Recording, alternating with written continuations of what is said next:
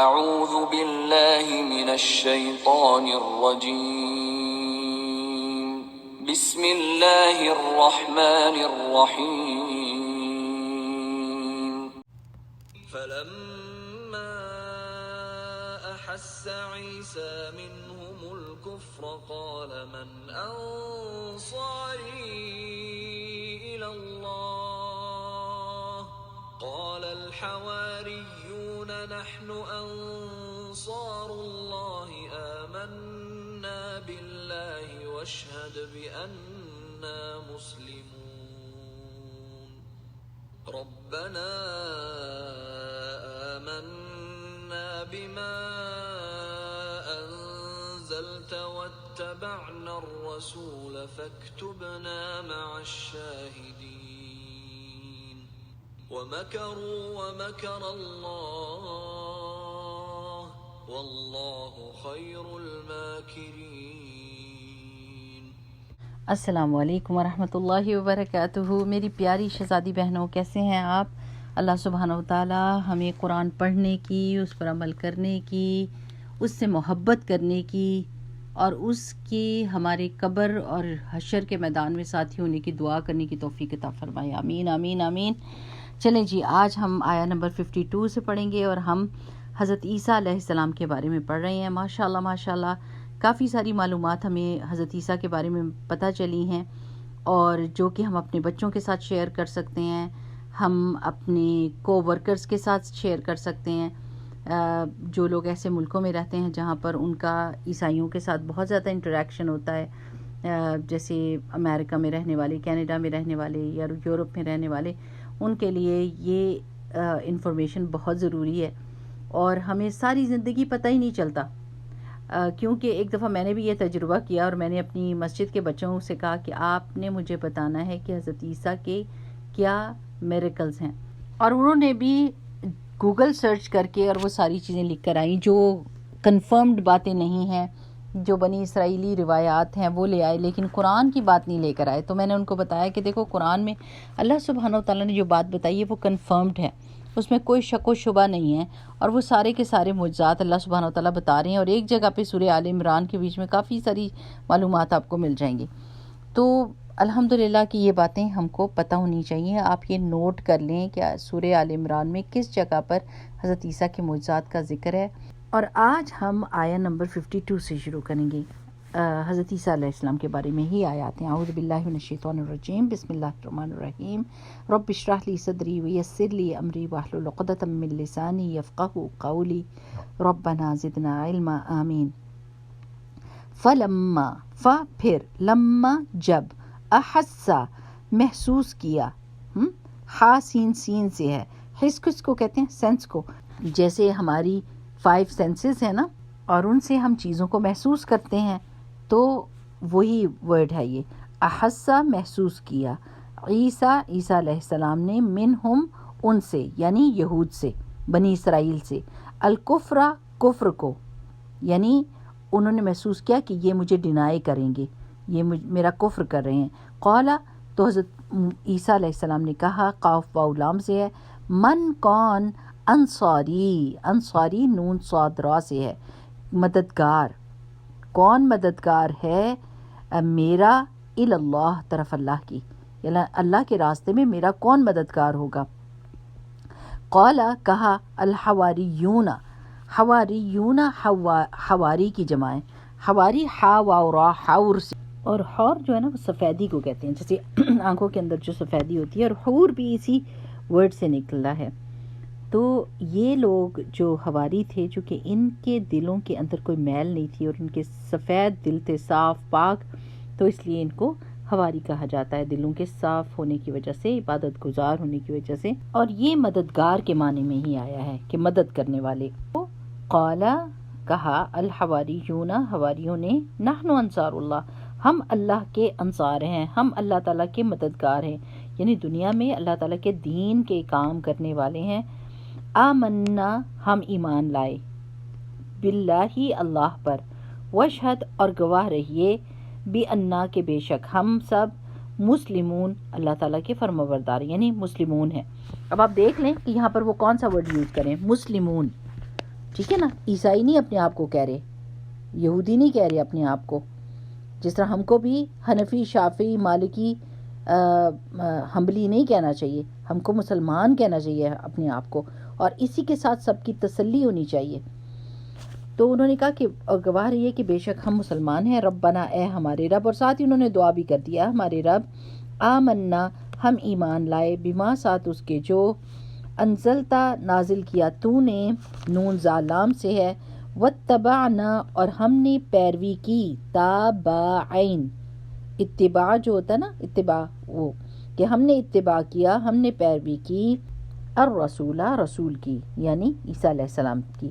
فاکتبنا, پس لکھ دے ہم کو, مع الشاہدین, ساتھ گواہوں کے. یعنی اللہ سبحانہ تعالیٰ سے انہوں نے بات کی اور دعا کی کہ اللہ تعالیٰ ہم تو اس چیز پر ایمان لے کر آئے ہیں اور ہم آپ کے رسول کی پیروی کر رہے ہیں, تو آپ ہمیں گواہوں میں لکھ دیجئے. وہ مکروا, اور انہوں نے مکر کیا, انہوں نے چالاکی کی, انہوں نے چال چلی. وہ مکرا, اور چال چلی, اللہ نے, واللہ, اور اللہ تعالیٰ, خیر الماکرین, بہترین چال چلنے والوں میں سے ہے. ماکرین, ماکر کی جمع ہے, اور مکر کس کو کہتے ہیں؟ چال کو.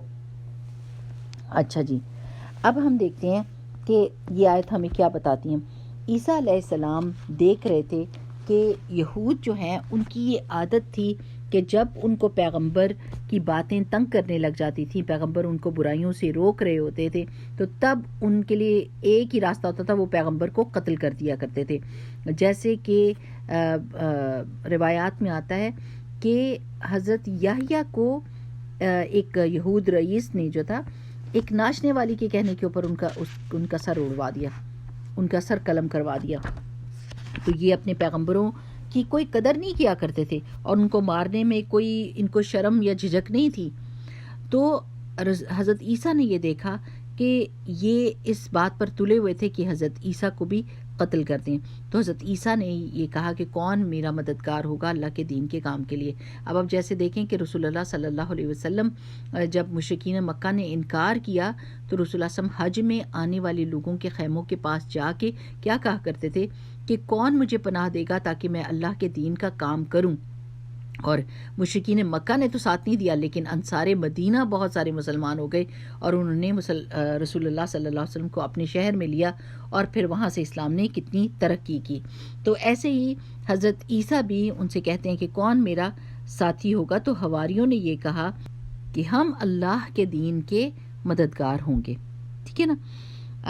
ایک اور بھی واقعہ آتا ہے رسول اللہ صلی اللہ علیہ وسلم کے بارے میں, حواری کے لفظ کے سلسلے میں, کہ جب غزوہ خندق تھا اور بہت شدید ٹھنڈی ہوا چلنے لگ گئی, یعنی مسلمان تو جیت نہیں سکتے تھے, سارے احزاب آئے ہوئے تھے, سارے قبائل آئے ہوئے تھے, اور انہوں نے محاصرہ کیا ہوا تھا مدینے کا, اور مسلمانوں کے پاس کوئی چیز نہیں تھی, بھوک سے اور خوف سے برا حال ہوا تھا.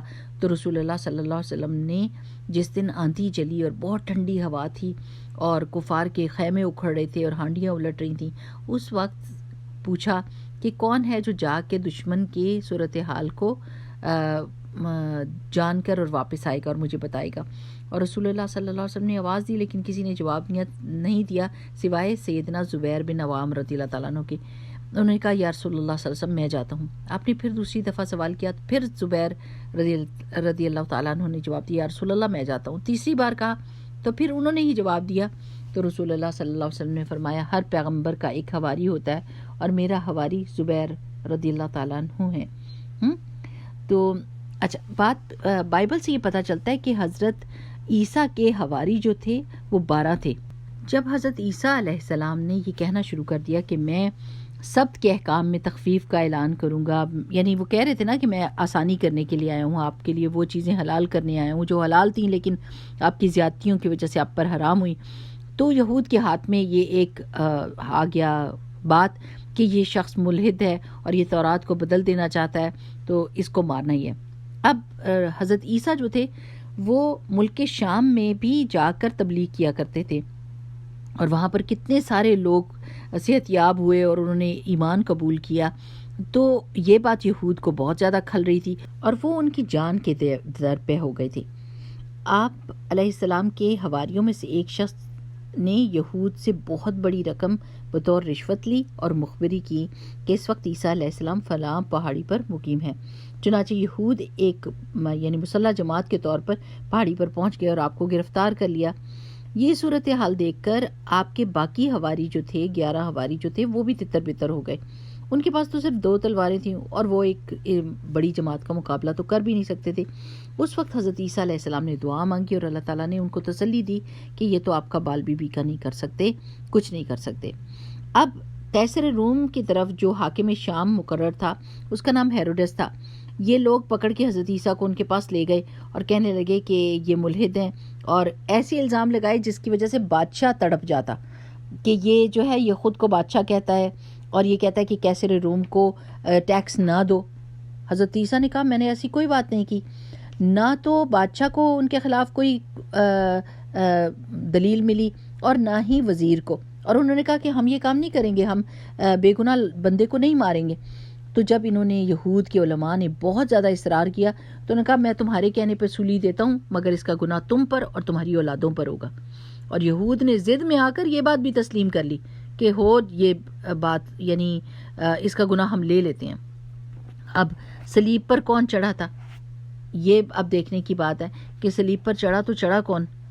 تو اس کے بارے میں روایات ملتی ہیں 2 طرح کی، کہ ایک تو یہ کہ وہی بندہ جس نے وہ حواری جس نے رشوت لے کے مخبری کی تھی، اللہ تعالیٰ نے اس کی شکل کوئی شباہت دے دی حضرت عیسیٰ علیہ السلام کی اور اس کو سولی چڑھا دیا گیا۔ اور دوسری روایت میں یہ آتا ہے کہ وہ بندہ تھا جو پیش تھا اور سب سے کہتا تھا کہ ان کو سولی پر چڑھانا چاہیے، اور وہ بہت بڑا دشمن تھا حضرت عیسیٰ کا، اسی کی شکل کے بیچ میں شباہت آ گئی اور اس کو سولی پر چڑھا دیا گیا۔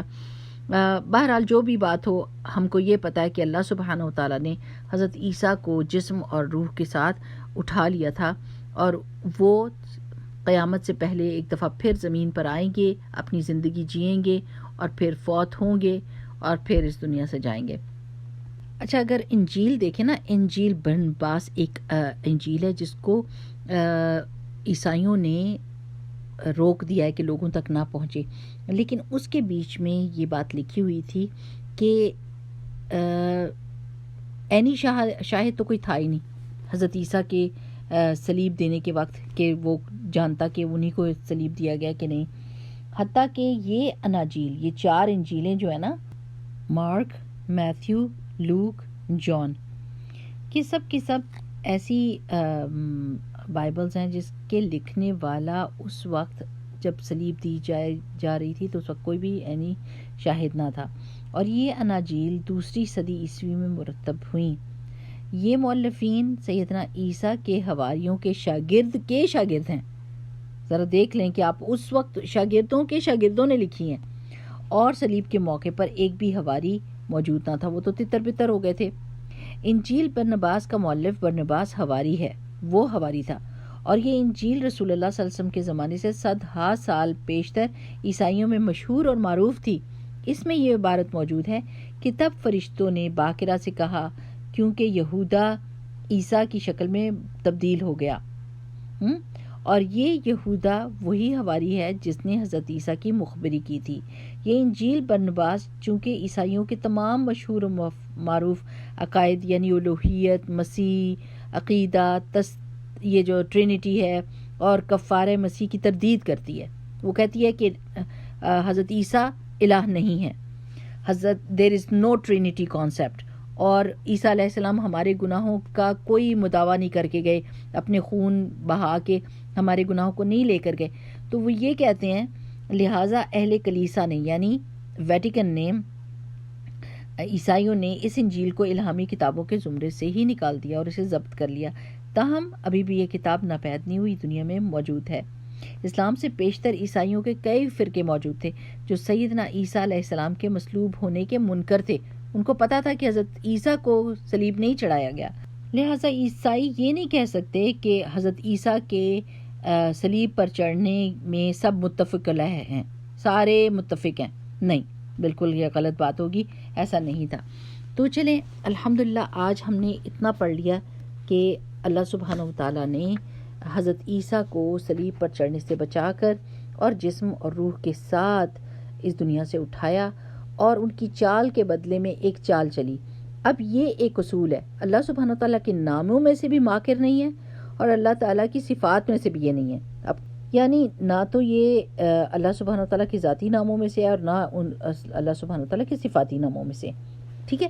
لیکن جیسے آپ کہتے ہیں نا ٹٹ فور ٹیٹ، کہ جیسا کرتا ہے ویسا بندہ بھرتا ہے، تو انہوں نے ایک چال چلی، تو اللہ سبحانہ تعالیٰ نے بھی ایسی چال چلی کہ آج تک وہ شبے میں ہیں، آج تک ان کو یہ بات کلیئرلی نہیں پتا. اور آپ کو پتہ ہے کہ جب آپ کے دل کے اندر ڈاؤٹ ہو تو آپ کوئی بھی بات پکے یقین کے ساتھ نہیں کر سکتے، اور پکے یقین کے ساتھ جب بات نہیں کرتے تو دوسرے کے دل تک بھی بات نہیں پہنچتی، وہ بھی خود بھی کنفیوز ہوتے ہیں، دوسرے کو بھی کنفیوز کرتے ہیں. تو یہ بات بھی بہت ضروری پتہ ہونے کی ہے کہ یہ اللہ تعالیٰ کے نہ تو ذاتی اور نہ صفاتی ناموں میں سے ہے.